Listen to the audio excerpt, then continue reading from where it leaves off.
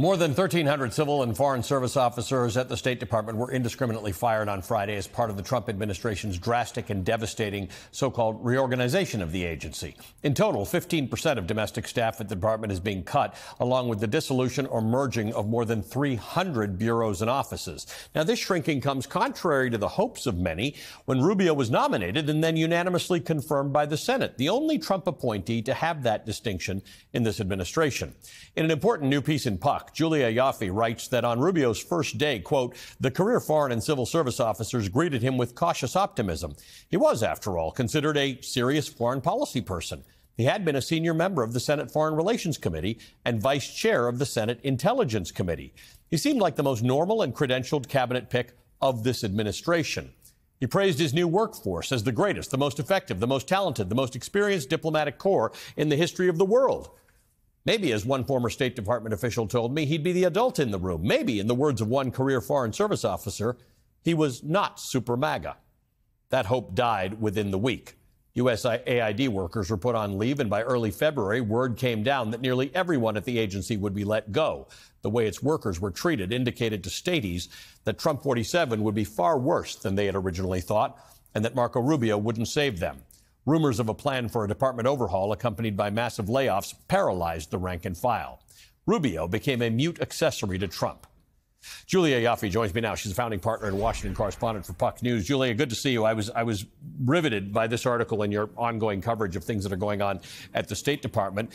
Let's talk about this. The United States has lost in addition to 1,300 more employees and USAID, entire departments, and hundreds or perhaps thousands of years of cumulative years of expertise and experience, which in the State Department is uniquely important.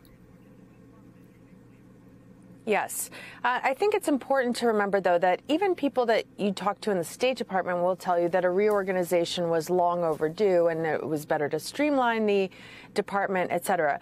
People at the State Department were not against this in theory, but the way it's been carried out has been cruel, like so many other things that this administration has done, and kind of stupid. So, for example, some of the people being let go with the RIFs, RIFs are reductions in force, so these kind of pink slips that were going out. People weren't being let go because they performed badly or because they were no longer needed.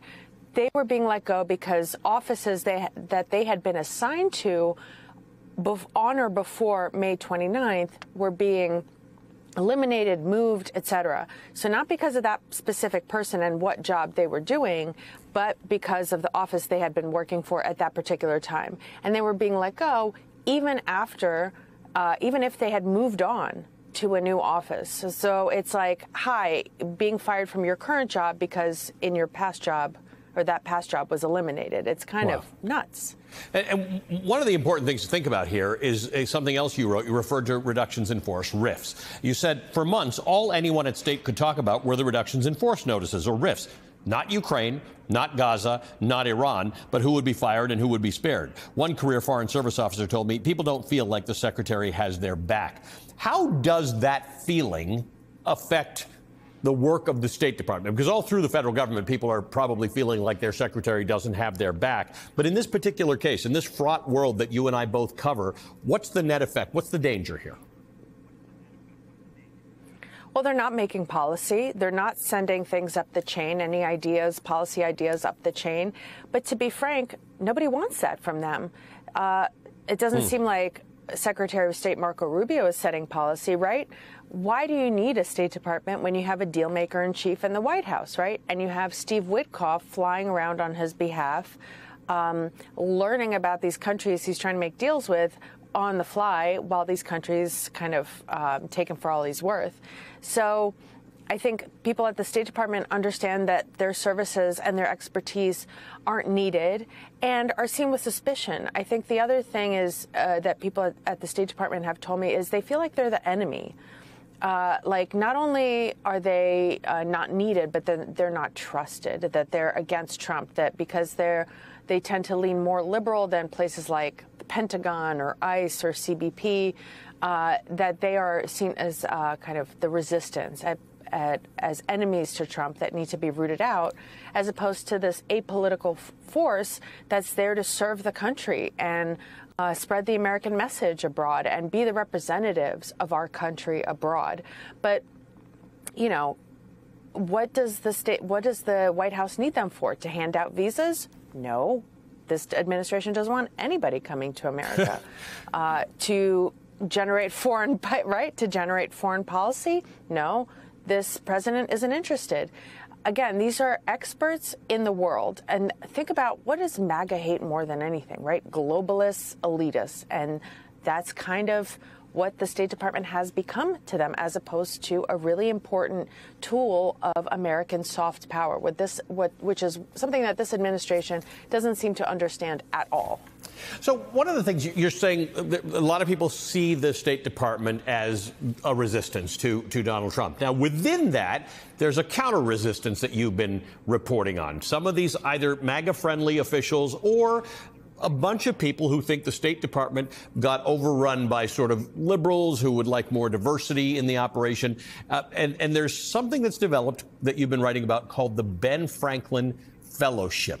Tell me a little about this. Mm-hmm. So the Ben Franklin Fellowship is interesting. They kind of want to be something like the Federalist Society has become for the judiciary, a way to remake the State Department and the diplomatic corps and the national security kind of bench that an administration would draw from, more conservative, more MAGA, more kind of America first, as they would put it. Same way that the Federalist Society has become a bench for judicial nominees for the Republican Party. So these guys, and they're mostly guys, are anti-diversity, equity, and inclusion, aid to Ukraine, a lot of this kind of America first stuff.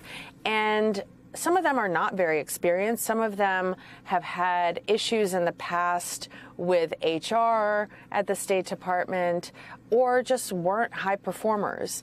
But now this is their chance to get back in. There are some who are true believers, some who are opportunists, but this administration is promoting people from this list, from this fellowship, very quickly, and it's a way to kind of leapfrog ahead of more experienced, more seasoned diplomats. There's one person on there, for example, who's quite young, a guy named Lou Olowski. Some people at the State Department call him MAGA toddler. And he's quite young, quite inexperienced, and he was put essentially in charge of HR for the entire State Department, a position that in the past needed decades of experience. But he was able to leapfrog ahead and get tenured because he was part of this fellowship. And in his first address to the State Department employees, he started talking about Jesus and dolphins. So that's what you get in the same speech. Julia, I encourage my viewers to read your stuff, because it doesn't make sense until you actually read it and you understand that, yeah, that's actually that's the punchline of the story, that there are Jesus and dolphins in the speech, at the first speech that this guy made at the State Department. Thank you for your excellent reporting, my friend. Julia Ioffe is a founding partner and Washington correspondent for Puck News.